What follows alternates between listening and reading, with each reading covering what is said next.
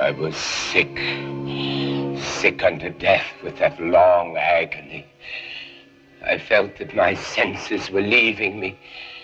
The dread sentence of death was the last distinct phrase which reached my ears.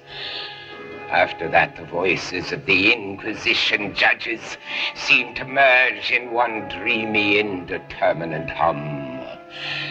I saw the lips of the black-robed judges, white and thin even to grotesqueness, writhing with their deadly locution, fashioning the syllables of my name and the decree of death by torture. And then the blackness loomed close up against my skin, snuffing out even the evil whiteness of those damning lips, driving all sensibility into retreat in a mad rushing descent as of the soul into Hades. Then silence and stillness and night were the universe. I had swooned. Yet shadows of memory reflect dimly upon the inner walls of my mind.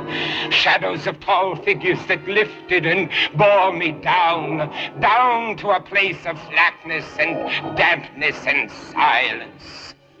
Silence. Then all was madness. I would not open my eyes.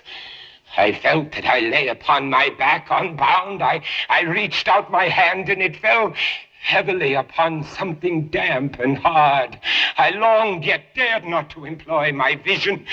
It was not that I feared to look upon things horrible, but that I grew aghast lest there should be nothing to see.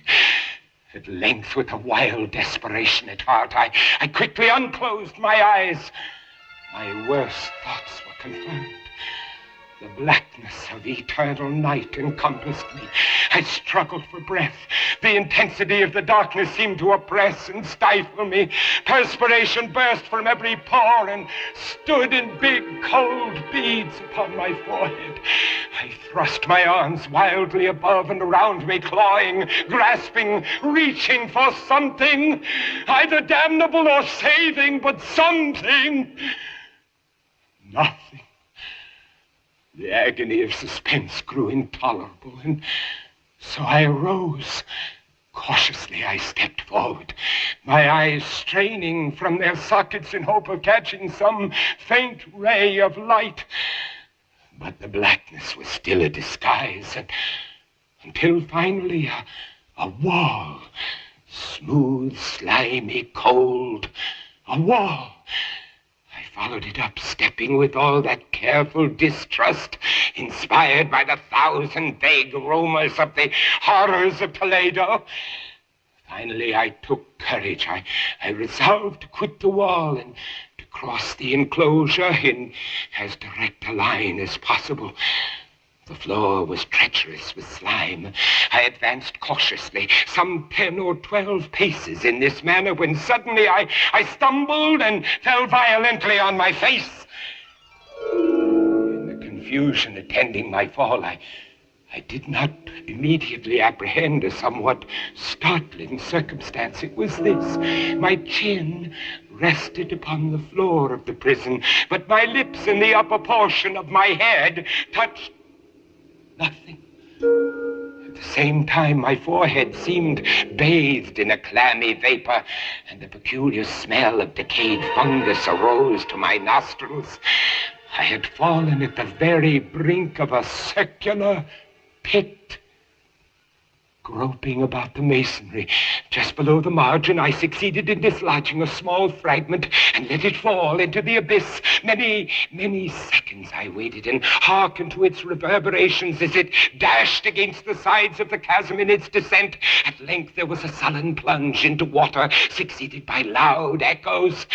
At the same moment there came a sound resembling a quick opening of a door overhead, while a faint gleam of light flashed suddenly through the gloom and as suddenly faded away. Shaking in every limb, I groped my way back to the wall, resolving there to perish rather than risk the terrors of the pit.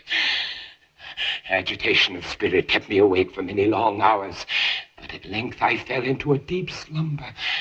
Upon arousing, I found that objects around me were visible, a wild, sulphurous luster. By that I was enabled to see the extent and aspect of the prison.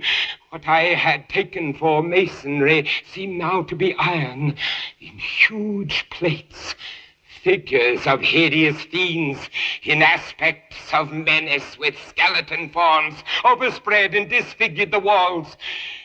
In the center of the floor yawned the circular pit from whose jaws I had escaped.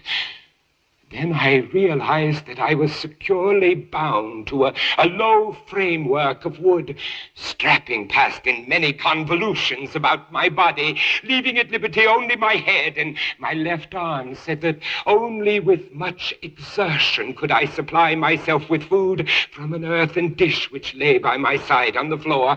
The food in the dish was meat, pungently seasoned. Looking upward, I surveyed the ceiling of my prison. It was some 30 or 40 feet overhead, and suspended therefrom was what appeared to be a huge pendulum, such as one might see on antique clocks. While I gazed, and suspended therefrom was what appeared to be a huge pendulum, such as one might see on antique clocks.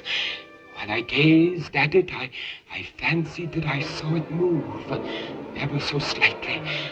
I watched it for some minutes, somewhat in fear, but more in wonder.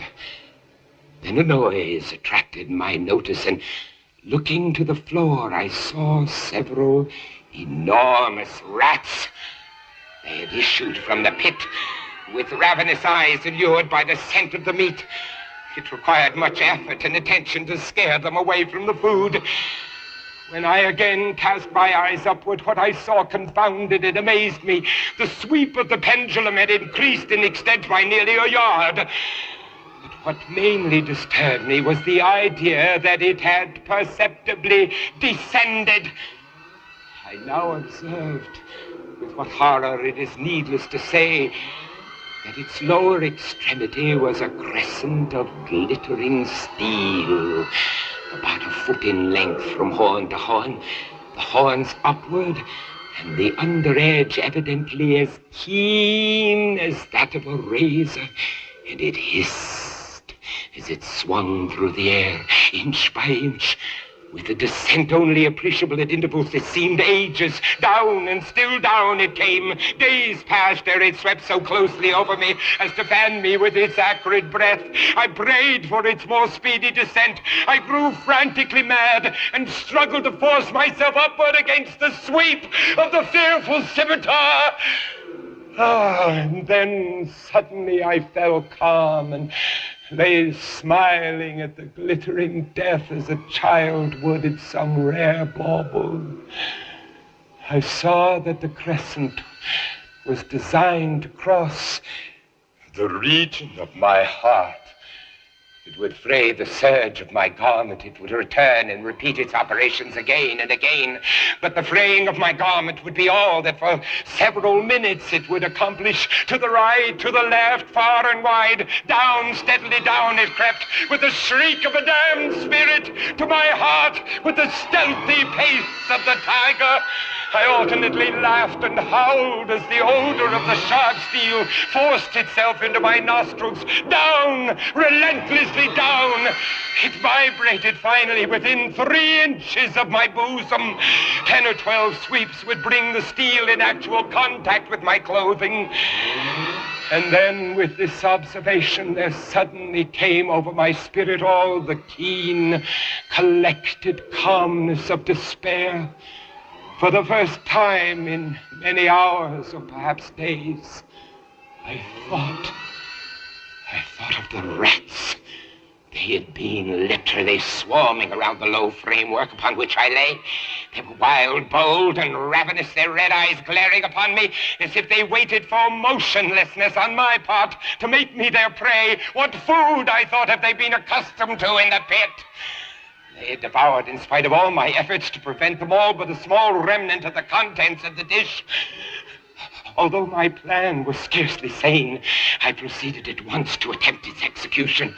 With the particles of the oily and spicy meat which now remained, I thoroughly rubbed the restraining binding wherever I could reach it. Then I lay breathlessly still. At first, the ravenous animals were startled and terrified at the change. Observing, however, that I remained without motion, one or two of the boldest leapt upon the framework and smelt at my bonds. This seemed the signal for a general rush. They leapt in hundreds upon my person. The measured movement of the pendulum disturbed them not at all. Avoiding its strokes, they busied themselves gnawing the anointed bindings. They pressed, they swarmed upon me in ever accumulating heaps. They writhed upon my throat. Their cold lips sought my own. I was half stifled by their thronging pressure. Disgust, for which the world has no name, swelled my bosom and chilled with a heavy clamminess my heart. Yet 1 minute, and I felt that the struggle would be over. Plainly, I perceived the loosening of the strapping. I knew that in more than one place it must be already severed. With a more than human resolution, I lay still. Nor had I erred in my calculations, nor had I endured in vain. I at last felt that I was free. But the stroke of the pendulum already pressed upon my bosom. It had divided the serge of my garment. Twice again it swung, and a sharp sense of pain shot through every nerve. But the moment of escape had arrived. At a wave of my hand, my deliverers hurried tumultuously away. With a steady movement, I slid from the embrace of the bindings and beyond the reach of the scimitar. I was free! Free! But still in the grasp of the Inquisition. I had scarcely stepped from my wooden bed of horror when the motion of the hellish machine ceased, and I beheld it drawn up. My very motion was undoubtedly watched. Free! I had but escaped death in one form of agony, to be delivered unto worse than death in some other. With that thought, I rolled my eyes nervously on the barriers of iron that hemmed me in. I observed that the figures of the fiends upon the walls had now assumed a startling and most intense brilliancy. Demon eyes of a wild and ghastly vivacity glared upon me from 1,000 directions. It was unreal. While I breathed, there came to my nostrils the breath of the vapor of heated iron. A suffocating odor pervaded the prison. I panted. I gasped for breath. I shrank from the burning metal to the center of the cell. Amid the thought of the fiery destruction that impended, the idea of the coolness of the pit came over my soul like balm. I rushed to its deadly brink. I threw my straining eyes below. The glare from the enkindled roof illuminated its inmost recesses. Yet for a wild moment did my spirit refuse to comprehend the meaning of what I saw. At length it burned its way into my soul. Oh, for a voice to speak. Oh, horror! Oh, any horror but this! The heat increased rapidly, and once again I looked up. There had been a second change in the cell, and now the change was obviously in the form. The room had been square. The fearful difference quickly increased with a low, rumbling sound. The apartment was shifting its form into that of a rectangle. Death, I screamed! Any death but that of the pit! Fool! Might I not have known that into the pit was the object of the burning iron to urge me? And now closer and closer grew the walls. I shrank back, but the closing walls pressed me resistlessly onward. At length, for my seared and writhing body, there was no longer an inch of foothold on the firm floor of the prison. I struggled no more, but the agony of my soul found vent in one long, loud, and final scream of despair. I felt that I tottered upon the brink. Then suddenly there was a discordant hum of human voices. There was a loud blast as of many trumpets. The fiery walls rushed back. An outstretched arm caught my own as I fell, fainting into the abyss. It was that of General LaSalle. The French army had entered Toledo. The Inquisition is in the hands of its enemies.